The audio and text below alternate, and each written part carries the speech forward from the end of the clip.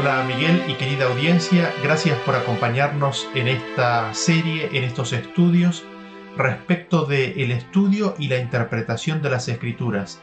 Y en el día de hoy me gustaría concluir con el quinto principio y concluir con los principios que hemos visto hasta el día de hoy respecto de cómo entender, recibir la palabra de Dios para que ésta tenga el efecto, el propósito para el cual fue dada. Y el quinto principio tiene que ver con la condición de nuestro corazón. ¿Cómo está nuestro corazón en relación a la palabra de Dios? Y nosotros podemos encontrar un texto bíblico que nos ilustra esto en forma muy clara y simple. Para ello los invito a que me acompañen en el libro de Mateo, capítulo 13, y vamos a leer a partir del versículo 3. Aquí Jesús narra una parábola y dice que les habló muchas cosas por parábolas, diciendo: He aquí el sembrador salió a sembrar, y mientras sembraba, parte de la semilla cayó junto al camino, y vinieron las aves y la comieron. Parte cayó en pedregales, donde no había mucha tierra, y brotó pronto, porque no tenía profundidad de tierra, pero salido el sol se quemó, y porque no tenía raíz se secó. Y parte cayó entre espinos, y los espinos crecieron y la ahogaron. Pero parte cayó en buena tierra y dio fruto, cual a 100, cual a 60 y cual a 30 por uno. El que tiene oídos para oír, oiga.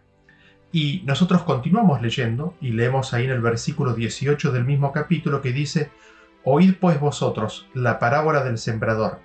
Cuando alguno oye la palabra del reino y no la entiende, viene el malo y arrebata lo que fue sembrado en su corazón. Este es el que fue sembrado junto al camino. Así que nosotros vemos aquí que Cristo mismo explica que la simiente, la semilla que el sembrador siembra, es la palabra de Dios, es la palabra del reino. Y nosotros encontramos confirmación adicional de esto en el libro de Marcos capítulo 4 versículo 13, que dice así: Y les dijo: ¿No sabéis esta parábola?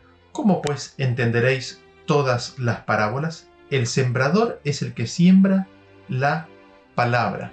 Así que nosotros tenemos aquí la explicación dada por Jesús mismo, que la semilla, la simiente que el sembrador tira o da, es la palabra de Dios, es Cristo, es la palabra viviente, es la palabra audible, es la palabra escrita de Dios que nosotros tenemos a nuestra disposición.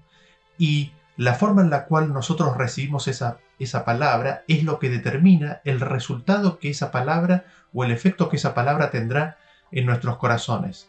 Y Cristo plantea situaciones diversas entre los oyentes o entre los que reciben esa palabra y de cómo ellos viven en relación a esa palabra. Y me gustaría leer la explicación que Jesús mismo da de esto.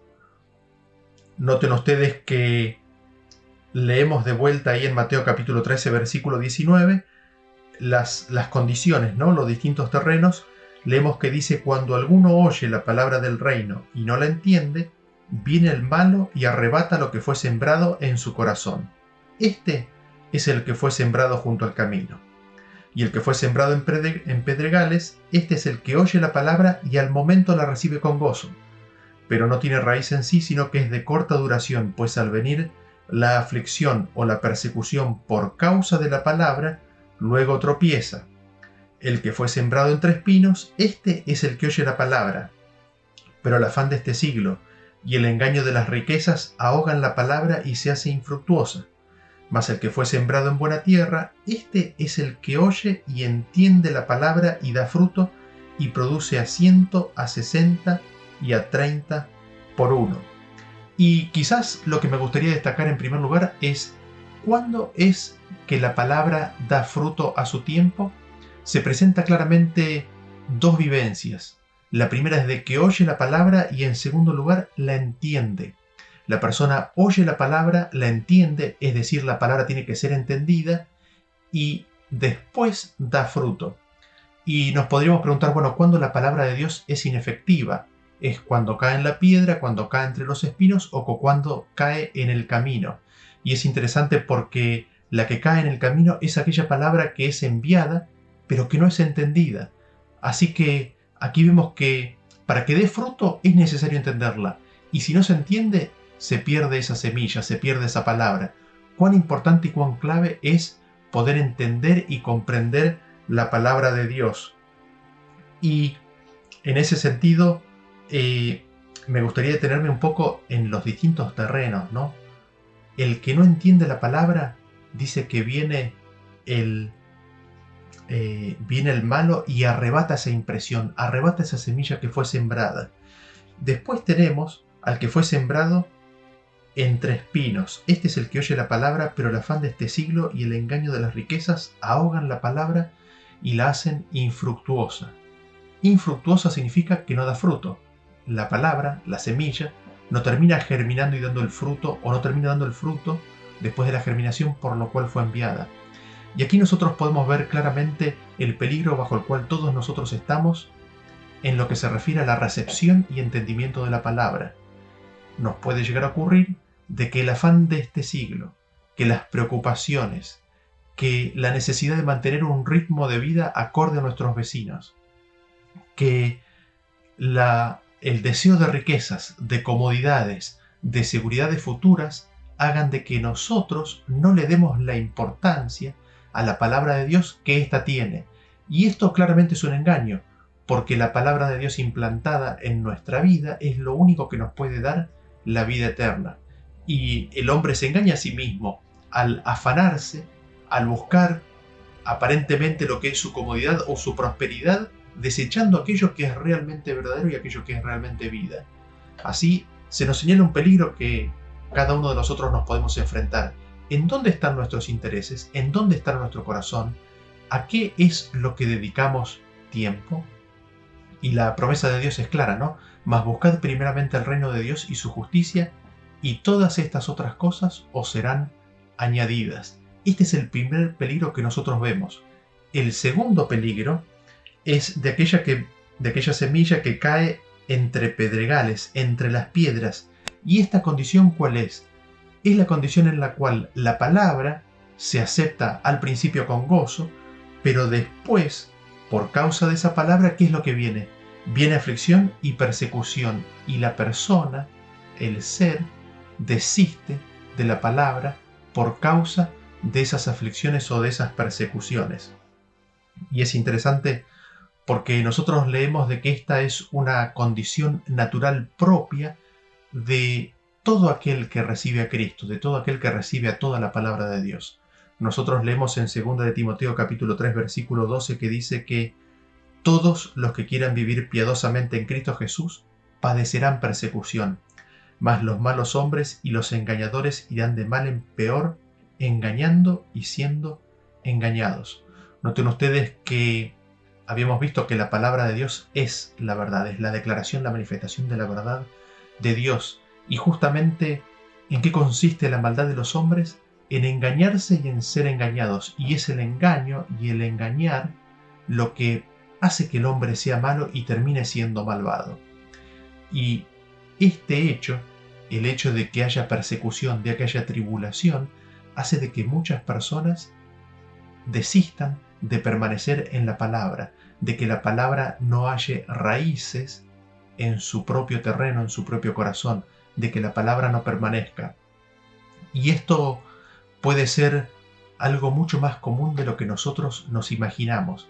De hecho, si miramos para atrás en la historia de la humanidad, la constante ha sido de que esta es la realidad. Son muy pocos los tiempos en los cuales el pueblo de Dios ha gozado de plena e irrestricta libertad. Y quizás combinando las espinas con las piedras, ¿no? Y con la situación actual que nosotros nos podríamos estar enfrentando, puede ser que aceptar una verdad que nosotros encontramos en las Escrituras nos traiga oprobio en el grupo religioso al cual pertenecemos.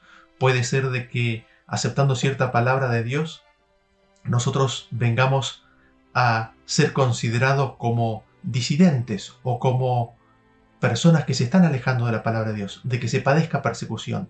O inclusive más, quizás alguno de nosotros trabaja en alguna institución religiosa y el aceptar una verdad implica una pérdida, implicaría una pérdida económica, una pérdida laboral, una pérdida del nombre, del prestigio, del honor ante los demás, una pérdida aparente, y son estas las situaciones que generan que muchas personas terminen no aceptando y no recibiendo la palabra de Dios.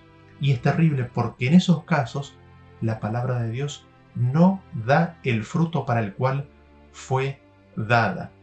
Y me gustaría al respecto leer lo que Jesús mismo nos dice y nos advierte al respecto.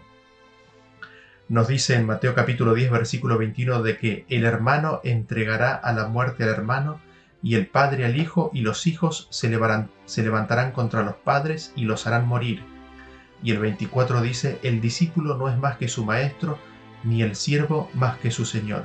Bástale al discípulo ser como su maestro, y al siervo como su señor. Si al padre de familia llamaron Belcebú, ¿cuánto más a los de su casa?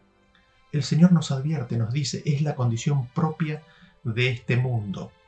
Sufrir y vivir el camino que Cristo sufrió y vivió. Recibir las mismas acusaciones y el mismo trato que Cristo vivió aquí en esta tierra. Todos los que quieran vivir piadosamente en Cristo Jesús padecerán persecución. Y el Señor Dios nuestro Padre, Él conoce toda esta situación. Y no solamente nos quiere consolar con su consuelo, no solamente nos quiere dar de su espíritu para que podamos sobrellevar todas estas situaciones, sino que además nos da una promesa maravillosa. Nosotros leemos en Marcos capítulo 10, versículo 29 que dice, respondió Jesús y dijo, de cierto os digo que no hay ninguno que haya dejado casa, o hermanos, o hermanas, o padre, o madre, o mujer, o hijos, o tierra por causa de mí y del Evangelio, que no reciba 100 veces más ahora, en este tiempo, casas, hermanos, hermanas, madres, hijos y tierras con persecuciones, y en el siglo venidero, la vida eterna. Así que nosotros tenemos esa promesa maravillosa de nuestro Padre Celestial. Aferrémonos a esa promesa, sabiendo de que Él cuida por nosotros, y aquello que parece una aparente pérdida, Dios nos la da, nos la compensa en una forma que nosotros ni siquiera nos podemos imaginar. Y estas son las condiciones que impiden que la palabra tenga fruto en nuestra vida. Esto es clave, es necesario para que nosotros podamos recibir, entender y comprender la palabra de Dios. Y al respecto, volvamos a la buena tierra y noten ustedes que habíamos visto de que el versículo nos decía que aquella que había caído en la buena tierra es aquel que entendía la palabra. Noten ustedes cómo lo describe ahora Lucas capítulo 8, versículo 15. Hablando de la semilla, de la palabra, dice así, mas la que cayó en buena tierra, estos son los que con corazón bueno y recto retienen la palabra oída y dan fruto con perseverancia. Así que nosotros vemos que hay una retención de la palabra, hay un guardar, hay un atesorar. Esa palabra es guardada, es retenida, es mantenida en el corazón. Y noten ustedes que se nos dice de que hay un corazón bueno y recto que recibe esa palabra así como viene y la atesora.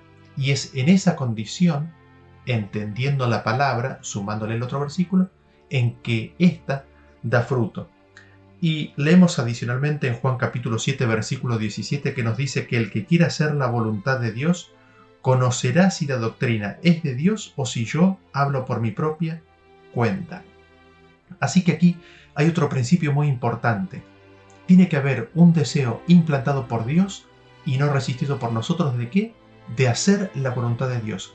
Es únicamente cuando en nuestro corazón está el deseo de hacer la voluntad de Dios cuando podremos entender la verdad de Dios. Si hay en nuestro corazón, en alguna área en la cual no está el deseo de hacer la voluntad de Dios, esto nos cegará a alguna verdad. Volvamos a leer el versículo porque esto es muy importante. El que quiera hacer la voluntad de Dios, conocerá si la doctrina es de Dios. En ese sentido, este es otro elemento clave, el anhelo de hacer la voluntad de Dios. Y esto, nosotros sabemos por las Escrituras que no nos es propio. ¿Por qué? Porque en el corazón hay enemistad contra Dios. Esa es la condición natural, carnal del ser humano. Tan solo Él nos puede dar un anhelo, un deseo de conocer y hacer su voluntad. Así que este es un requisito necesario para poder recibir y entender su palabra. En nuestras oraciones diarias hemos de rogar, de pedir y de implorar a Dios de que Él nos cambie el corazón y que nos dé un corazón receptivo a su palabra, un corazón en el cual nosotros querramos hacer su voluntad. Y me gustaría quizás ahora enfocarme en la parte de entender, a la cual hacía referencia la parábola. Ustedes recordarán que la que daba fruto es la que había guardado y entendido la palabra, la que había arrebatado el malo es aquella palabra que no había sido entendida. Con lo cual el entender la palabra viene a ser un elemento crítico, un elemento muy clave. Y al respecto me gustaría que veamos un ejemplo, una historia en donde nosotros tenemos más luz respecto de cómo es este proceso de entendimiento. Para ello los invito a que vayamos al libro de Daniel, capítulo 10, y allí nosotros leemos a partir del versículo 8. Dice: quedé pues yo solo y vi esta gran visión y no quedó fuerza en mí, antes mi fuerza se cambió en desfallecimiento y no tuve vigor alguno. Pero oí el sonido de sus palabras y al oír el sonido de sus palabras caí sobre mi rostro en un profundo sueño, con mi rostro en tierra. Y aquí una mano me tocó, hizo que me pusiese sobre mis rodillas y sobre las palmas de mis manos, y me dijo: Daniel, varón muy amado, está atento a las palabras que te hablaré y ponte en pie, porque a ti he sido enviado ahora. Mientras hablaba esto conmigo, me puse en pie temblando. Entonces me dijo Daniel: no temas, porque desde el primer día que dispusiste tu corazón a entender y a humillarte en la presencia de tu Dios, fueron oídas tus palabras, y a causa de tus palabras yo he venido. Mas el príncipe del reino de Persia se me opuso durante 21 días, pero aquí Miguel, uno de los principales príncipes, vino para ayudarme y quedé allí con los reyes de Persia. ¿Qué es lo que nosotros notamos aquí? De que Daniel recibe visión, y Daniel tuvo entendimiento de esa visión, pero no total. Él aún necesitaba entender, comprender cosas más respecto de la visión que él había recibido. Y Daniel tiene un periodo de 21 días en los cuales él ayuna o come comida muy ligera, 21 días en los cuales él implora a Dios. Y aquí está la llave para entender lo que él explica a continuación. ¿Qué es lo que sucede con Daniel? Dice: desde el primer día, y estoy leyendo el versículo 12, Daniel, porque desde el primer día que dispusiste tu corazón a entender y a humillarte en la presencia de tu Dios, fueron oídas tus palabras, y a causa de tus palabras yo he venido. Así que nosotros vemos que hay un ángel que viene a ayudar y a darle explicación y a darle palabra y a darle entendimiento a Daniel. ¿Pero por qué viene el ángel? El ángel viene porque Daniel vivió una experiencia anterior. ¿Y cuál es esa experiencia? Esa experiencia es que Daniel dispuso su corazón desde el primer día ¿a qué? A entender. La palabra de Dios no le fue indiferente. No fue un concepto que dijo: bueno, esto lo vamos a entender cuando estemos en el cielo. Esto es un misterio que nadie puede entender. No lo tapó en la oscuridad. No lo hizo como algo que estaba fuera o ajeno a sí mismo, sino que él recibió esa palabra como para sí y se dispuso su corazón a entender, reconociendo de que él no podía de sí mismo, le ruega, le suplica a Dios de que le dé entendimiento. Así que nosotros vemos aquí una primera condición muy importante, es la de disponer el corazón desde el primer día a entender.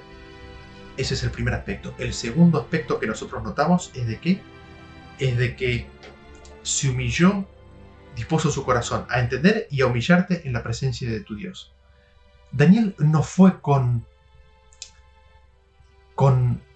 el copete alto, como alguno podría decir. No fue con pretensiones. Daniel fue humilde. Daniel fue reconociendo su condición pecaminosa. Daniel fue reconociendo la condición pecaminosa de su propio pueblo y tomando sobre sí esa condición, la de su pueblo. Y humillado ante Dios, humildemente pidió entendimiento. Y me gustaría sugerirles que esta es la llave al entendimiento de toda la Escritura de Dios. Cuando nosotros personalmente y como pueblo vivamos esta experiencia, recién ahí entonces Dios podrá enviar a su ángel. ¿Para qué? Para que nos dé entendimiento, para que nos enseñe su palabra. Y al respecto me gustaría notar un aspecto más que es muy interesante, y es el hecho de que, como ustedes habrán podido notar, es de que el ángel se tardó 21 días. Y es interesante que esos 21 días justo coinciden con el periodo de ayuno y de oración de Daniel. Y evidentemente, cuando el ángel vino, ahí se cortó ese periodo porque Daniel empieza a recibir la revelación de Dios, ¿no? ¿Y por qué el ángel no podía venir? Nosotros leemos que había un príncipe de Persia que se lo opuso y que el único que podía vencer contra ese príncipe de Persia es uno de los principales príncipes, es presentado aquí, Miguel, quien como Dios.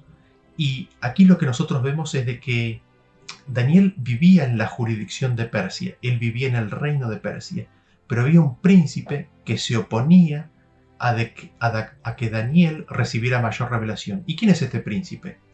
Nosotros leemos en las Escrituras, en otros lugares, del príncipe de este mundo. Nosotros recordamos que en la tentación que se le hizo a Jesús, todos los reinos de este mundo le fueron ofrecidos a Jesús a cambio de que adorara al tentador. Y el tentador le dice, porque a mí me han sido dados.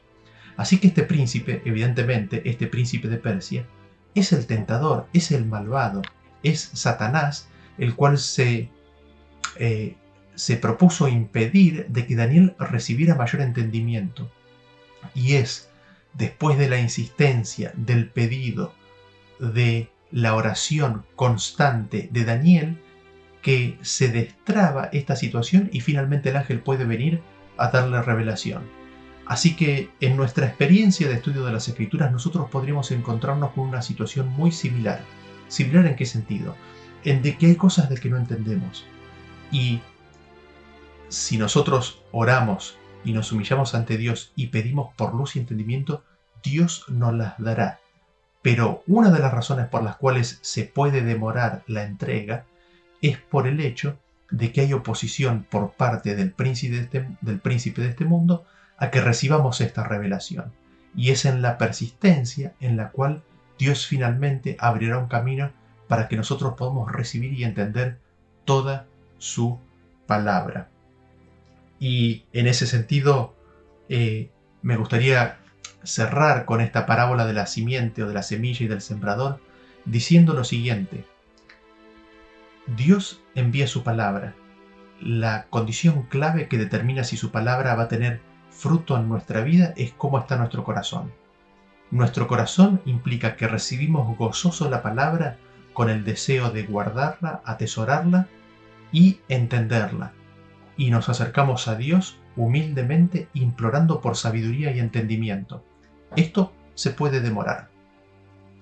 Habiendo dicho eso, también hay grandes amenazas en nuestra vida que pueden hacer de que la palabra no sea comprendida y que no traiga fruto. Una es no entenderla y que no buscamos ni decimos entenderla, que la palabra no sea indiferente. El segundo peligro es de que estemos preocupados con la vida, estemos preocupados con mantener las cuotas al día, en actualizar el auto, en cambiar el teléfono, en comprarnos una casa. Estamos trabajando 8 o 10 horas por día y no nos alcanza el tiempo para recibir su palabra y para que ésta se asiente en nuestro corazón, germine y dé fruto.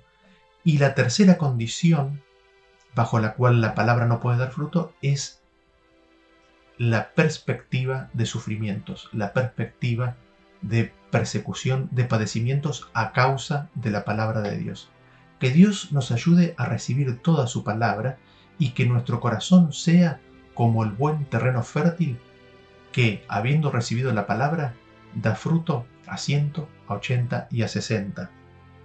Y me gustaría compartirles otro versículo más que habla respecto de la condición del corazón.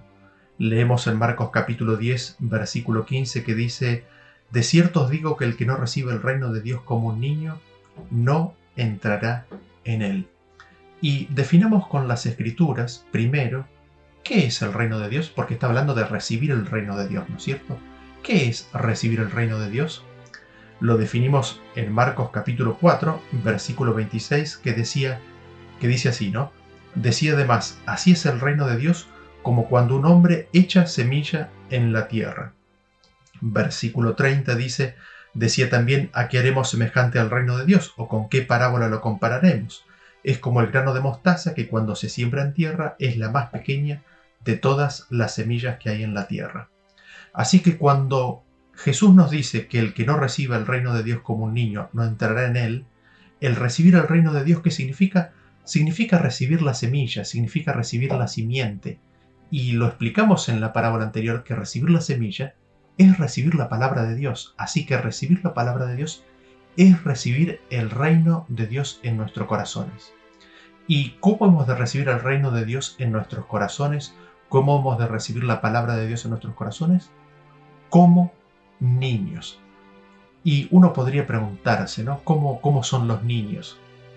Y hay únicamente dos aspectos que me gustaría resaltar al respecto. Y una es de que si no se les ha mentido, los niños creen en la palabra. En general los niños creen. Y yo he sido testigo de niños que se les ha mentido y se les ha dicho, por ejemplo, ¿por qué no vas a la esquina, anda a caminar 30, 40 metros y fíjate si ahí llueve, siendo un día de sol, ¿no? La maldad del ser humano al hacerle eso a un niño, ¿no? Y el niño crédulo va hasta la esquina para ver si llueve. Bueno, ese ejemplo así es el que entiendo que nosotros tendríamos que tener respecto de la palabra de Dios. Una confianza ciega, absoluta y total respecto de toda la palabra de Dios. Recibirla como un niño, sin cuestionamientos. Es así. Y en segundo lugar, lo que nosotros notamos de los niños, también en contextos normales de crianza, es de que los niños son curiosos. Ellos exploran el mundo, especialmente en los primeros años ellos quieren descubrir todo y están tocando, se llevan las cosas a la boca. Cuando empiezan a hablar empiezan a preguntar ¿y por qué? ¿y por qué? ¿y por qué? ¿y por qué? Y es muy conocido entre los círculos que son padres primerizos o los padres de cuán insistentes son los hijos en buscar entender y el conocer el porqué de las cosas. Y es este el espíritu que necesitamos tener para recibir la palabra de Dios, para entender la palabra de Dios. El espíritu de docilidad, de recepción, de credulidad absoluta y total a la palabra de Dios, y el espíritu de recibir más, de entender y de conocer a Dios. Y es cuando nosotros vivamos esta experiencia en nuestros corazones que la palabra de Dios tendrá su efecto en nosotros. Y es interesante porque en Mateo capítulo 11, 25 nos dice: en aquel tiempo, respondiendo Jesús dijo: Te alabo, Padre, Señor del cielo y de la tierra, porque escondiste estas cosas de los sabios y de los entendidos y las revelaste a los niños. Sí, Padre, porque así te agradó. Y nosotros vemos qué es lo que sucede en la historia de la humanidad, así como está descrito por Jesús aquí. Aquellos que se creen sabios, aquellos que se creen entendidos, aquellos que ya llegaron, son ciegos a la verdad de Dios. Les son ocultas las verdades de Dios. No las pueden percibir, no las pueden ver. Sin embargo, el Señor se comunica y les da su verdad, le da las verdades más preciosas a aquellos que son como niños y reciben la palabra de Dios en ese espíritu. Y así nosotros vemos cómo la condición de nuestro corazón viene a ser un elemento clave en el entendimiento, la interpretación y el estudio de la palabra de Dios. Y así nosotros llegamos al final de estos 5 principios de interpretación bíblica que, si nosotros los siguiéramos en forma metódica, persistente y consistente, nos permitirán llegar a la verdad, recibir la verdad de Dios. Nada de lo que está revelado nos quedará oculto si nosotros viviéramos de acuerdo a cómo estos principios nos han sido detallados. Y recordémoslos. El primero de ellos es de que toda la palabra de Dios es inspirada. No puedo dejar absolutamente de nada. La Biblia no es un menú, no es elijo aquello o elijo aquello otro. Todo es verdad y eso implica y significa que todo tiene que ser incorporado en el análisis y el estudio de la revelación de Dios.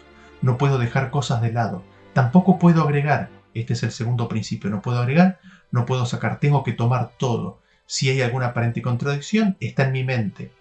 La contradicción no la tiene Dios, la contradicción la tengo yo, y la aparente contradicción es señal de que ahí no estoy entendiendo. El tercer principio es de que no se puede contradecir, no se puede ir en contra, no se puede quebrantar, no se puede crucificar a la palabra de Dios. El cuarto principio es de que la Biblia se explica con la Biblia. No soy yo el que interpreto las Escrituras, no es usted, no es el pastor, no es la iglesia la que interpreta las Escrituras. La Biblia explica la Biblia. Versículo se explica con versículo, cita se explica con cita, versículos con versículos, y de esa forma la Biblia viene a ser un sistema interconectado, autoexplicativo, infinito, en el cual nosotros encontramos las definiciones y las explicaciones de los conceptos dentro de la misma escritura. Dentro de esto nosotros tenemos dos conceptos adicionales. Uno es de que el Espíritu Santo nos es enviado, nos es dado para que nosotros podamos entender y comprender y ser enseñados en la palabra. En segundo lugar, Dios utiliza hombres para acelerarnos en ese proceso. Y nosotros como buenos bereanos deberíamos escucharlos de buen gusto y al mismo tiempo ir y verificar si las palabras que ellos dicen están de acuerdo a las Escrituras. En ese sentido, es necesario obedecer a Dios antes que a los hombres. Salmos 23.1 nos dice: Jehová es mi pastor, nada me faltará. Si seguimos este principio, no habrá ningún alimento de carácter espiritual que nos falte, porque el Señor nos proveerá de todo, directamente y por medio de otros hombres. Y finalmente, la condición de nuestro corazón. ¿Está nuestro corazón receptivo? ¿Hay algo que está bloqueando el entendimiento o la palabra de fructificar? ¿Hay otros intereses en mi vida que son superiores al entender su palabra? ¿Tengo miedo al qué dirán? ¿Puedo perder alguna conexión, algún privilegio si acepto cierta verdad? Todos estos elementos tienen su raíz y su origen en su corazón. El corazón y la condición de nuestro corazón determina si la palabra podrá ser exitosa o no en nuestra vida. Y así es mi deseo y mi oración de que nosotros podamos recibir toda la palabra de Dios, que no le agreguemos, que no le quitemos, que no la contradezcamos, que usemos la Biblia para explicar la Biblia, y que Dios nos cambie el corazón para poder ser receptivos a su palabra y para que podamos ser contados entre aquellos que están en pie cuando Él venga. Que Dios nos bendiga y nos ayude a que eso sea una realidad en nuestras vidas. Gracias por haberme acompañado hasta aquí. Que Dios nos bendiga y nos vemos en un próximo futuro. Gracias y bendiciones. Hasta luego.